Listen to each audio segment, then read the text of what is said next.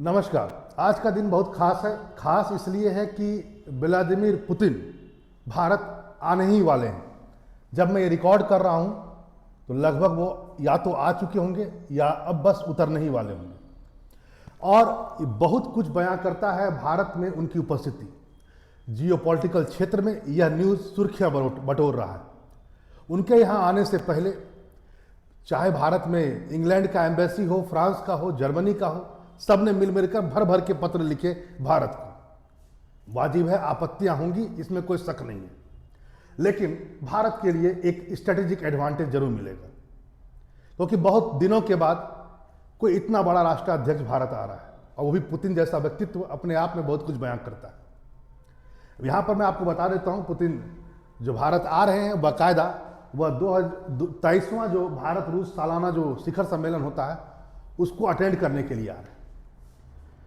जब से यूक्रेन युद्ध हुआ है तब से पुतिन कहीं नहीं, भारत तब से विजिट नहीं किए हैं। ये यूक्रेन युद्ध के बाद उनकी भारत में पहली विजिट, और ये इसलिए बहुत ज़्यादा इंपॉर्टेंट हो जाता है क्योंकि भारत और अमेरिका के बीच संबंध जिस हिसाब से खराब हुए हैं, कम से कम रशियन क्रूड ऑयल के परचेस पर, और अब जिस ढंग से अमेरिका ने दबाव लगाया कि भारत रशियन ऑयल को खरीदे नहीं, यहाँ तक कि अमेरिका ने हर जगह बोल दिया, ट्रंप ने बोला कि हाँ भारत ने अब बंद कर दिया है लेना। शायद भारत ने अभी तक बंद नहीं किया है और अच्छा खासा मात्रा में भारत ले रहा है रशियन ऑयल आज भी। उस परिस्थिति में पुतिन का यहाँ आना अपने आप में बहुत बातें कह रहा है।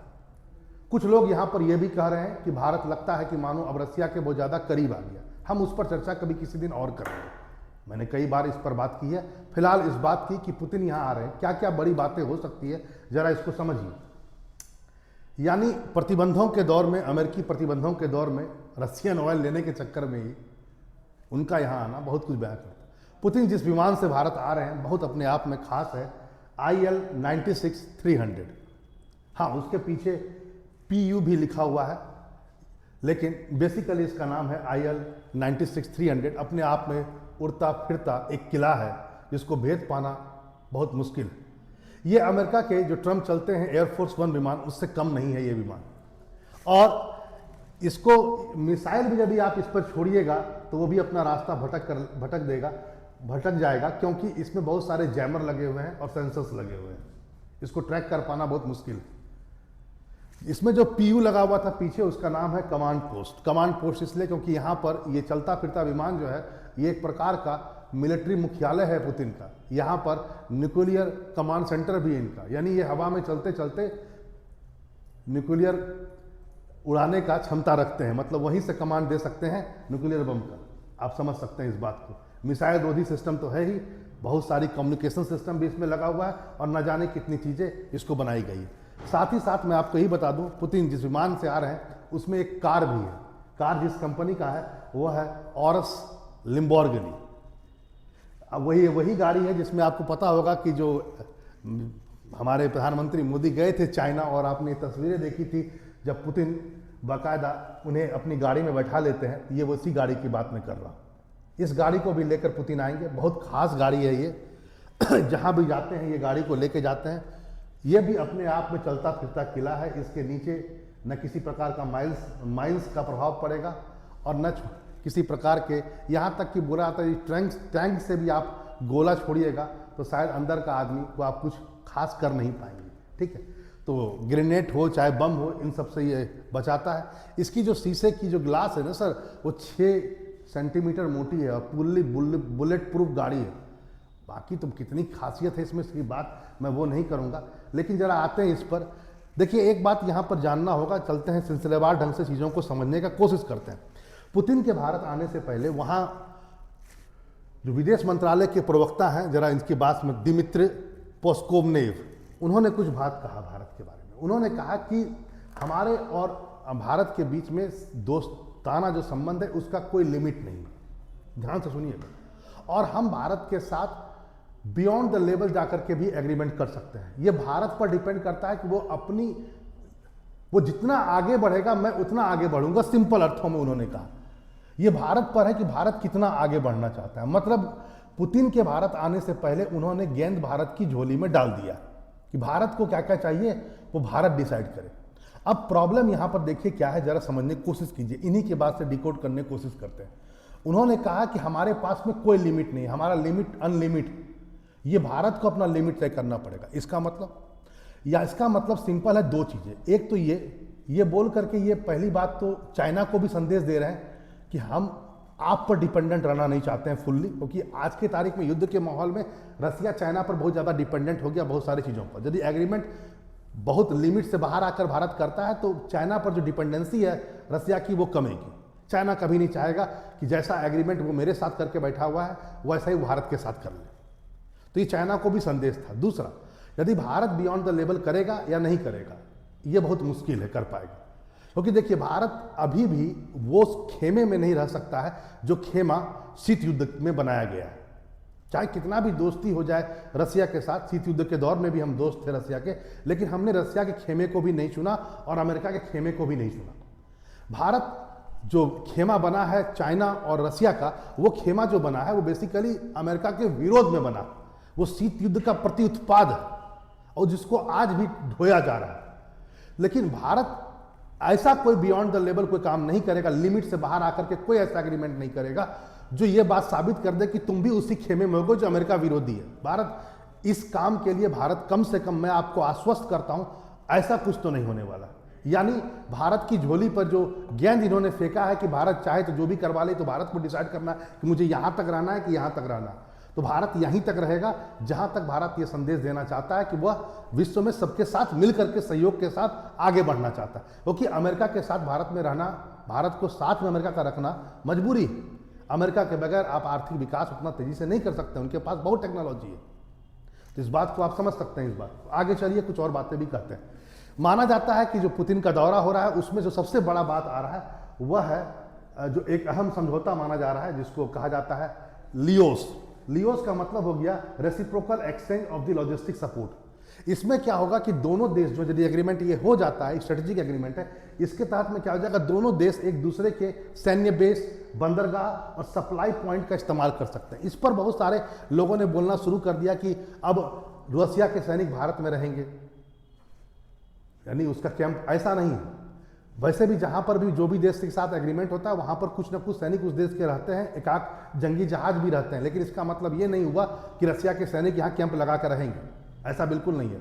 ये एक एग्रीमेंट है। मान लो कि कोई जहाज खराब हो गया है तो वो सही होगा, रास्ते में है, भारत के रास्ते में, भारत करीब है वहां पर, मान लेते हैं सैनिकों को रसद पहुंचाना है तो भारत मदद करेगा। ऐसा ही एग्रीमेंट भारत ने अमेरिका से भी कर रखा है, लिमोआ नाम का एक एग्रीमेंट लॉजिस्टिक वाला, सिंगापुर के साथ कर रखा है, ऑस्ट्रेलिया के साथ कर रखा है, अब रसिया की बारी है।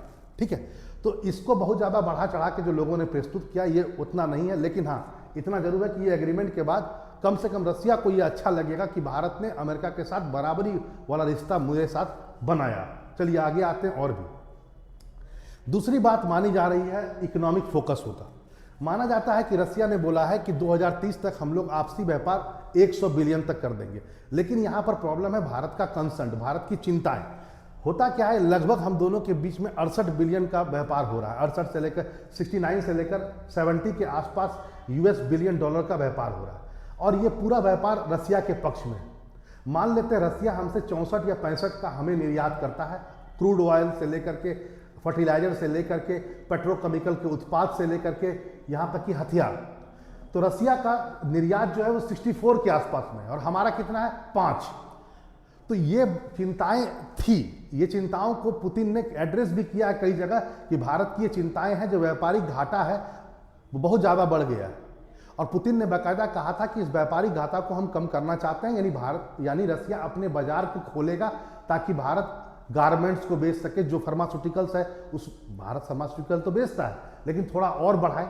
तो इस पर फोकस पुतिन का होगा कि एक मित्र जो आपका सबसे अच्छा दोस्त है वो एक तरफा व्यापार के कारण जो घाटा उसको हो रहा है उसको कवर किया जाए, तो इस पर फोकस हो सकता है हो। अगला पॉइंट है, भारत चाहता था बहुत दिनों से कि कि रसिया जो है उसे एक न्यूक्लियर सबमरीन कम से कम लीज पर दे, पट्टे पर दे। इस पर एग्रीमेंट बन सकता है, $2 अरब का पट्टा होगा लगभग 10 साल का, तो इस पर हो सकता है कि ये दे। लेकिन हाँ, शर्त ये होगा रसिया की ओर से कि आप इसका इस्तेमाल युद्ध के लिए नहीं कर सकते, क्योंकि बगल में आपका ये भी है, चाइना भी है। तो हमसे चाइना का कभी भी कुछ भी हो सकता है, तो ऐसा एग्रीमेंट किया। बेसिकली भारत इसको एज अ अपने सैनिकों को, नौसैनिकों को प्रशिक्षण देने के लिए, सिखाने के लिए और अन्य तरह की चीज़ों के लिए भारत इसका उपयोग करेगा। इस पर एक हो सकता है। आगे आइए S-400। माना जा सकता है कि भारत जो अभी तक 3 S-400 लेकर बैठा हुआ, हो सकता है आने वाले समय में एक एग्रीमेंट आजकल में आपको सुनने को मिले कि भारत हो सकता है 2 S-400 का डील और भी करे रसिया के साथ में, जिसने ऑपरेशन सिंदूर में जबरदस्त हल्का मचाया, आपको सबको पता है। आगे कुछ और बातों पर भी चर्चा हो सकती है। चर्चा में यह है कि जो भारत और रसिया के बीच जो व्यापार हो रहा है अधिकतर दिरहम में हो रहा है। 65 से लेकर तक 70 तक दिरहम में हो रहा है, जो यूएई की मुद्रा है। आपको पता होगा कि रसिया जो है आज के तारीख में स्विफ्ट से बाहर हो गया।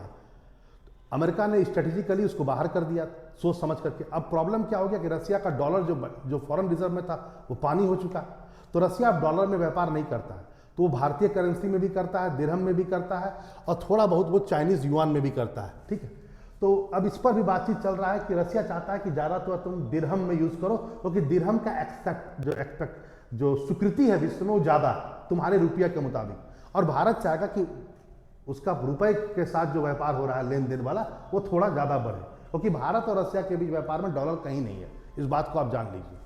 तो यहाँ पर भी कुछ बातें हो सकती है, आप इस बात को समझ सकते हैं। डिफेंस में और भी कुछ है, जैसे ब्रह्मोस पर हो सकता है डील बढ़े, और आगे जो ब्रह्मोस के बारे में बताया जा रहा है कि नेक्स्ट जनरेशन जो ब्रह्मोस है इस पर बनाने की बात हो, जो उससे ज़्यादा पावरफुल होगा, उससे स्मॉल होगा, छोटा होगा, ज़्यादा स्टिल्थ होगा, ज़्यादा पावरफुल होगा, और इसको रेडार शायद पकड़ न पाए, और माना जाता है बहुत लाइटर भी होगा, यानी बहुत हल्का होगा। जितना हल्का होगा उतनी तेजी से जाएगा।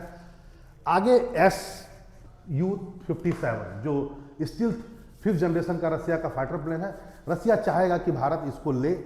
हो सकता है कि वह पूरा खुला ऑफर दे दे पुतिन कि आप अपने यहाँ ही बनाइए, पूरी टेक्नोलॉजी, ट्रांसफर ऑफ टेक्नोलॉजी की बात हो सकती है, सब कुछ हो सकता है। लेकिन मैं यहाँ पर मुझे संदेह है कि भारत कर पाएगा ऐसा कि नहीं कर पाएगा। लेकिन भारत इस बार्गेनिंग में पावर में आ चुका है कि भारत अब कम दामों में बहुत सारे चीज़ को ले सकता है रसिया से, इतना भारत ने काम कर दिया है।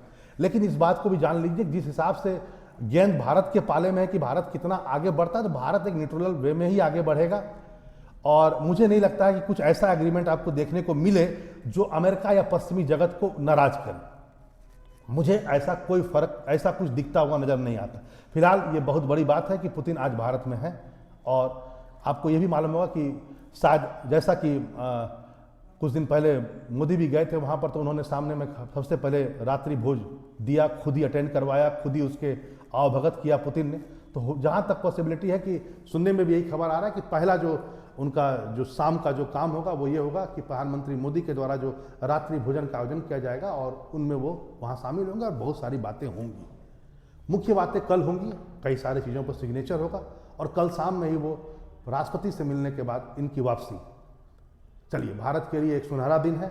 देखते हैं कहाँ तक भारत इसमें आगे बढ़ सकता है, कहाँ तक दोनों देश बैलेंस बनाकर काम कर सकते हैं। रसिया यूक्रेन युद्ध के बाद जहाँ तक है, बहुत कम संभावनाएं हैं कि आखिर इसका अभी कोई बात वैसा हो। चर्चा जरूर होगा, पुतिन जरूर बोलेंगे कहाँ तक क्या किया जा रहा है, लेकिन बंद होने की संभावना फिलहाल अभी इस मुलाकात के बाद तो संभव नहीं लगती है। चलिए, फिर मिलते हैं ऐसे इंफॉर्मेटिव वीडियो के साथ। नमस्कार।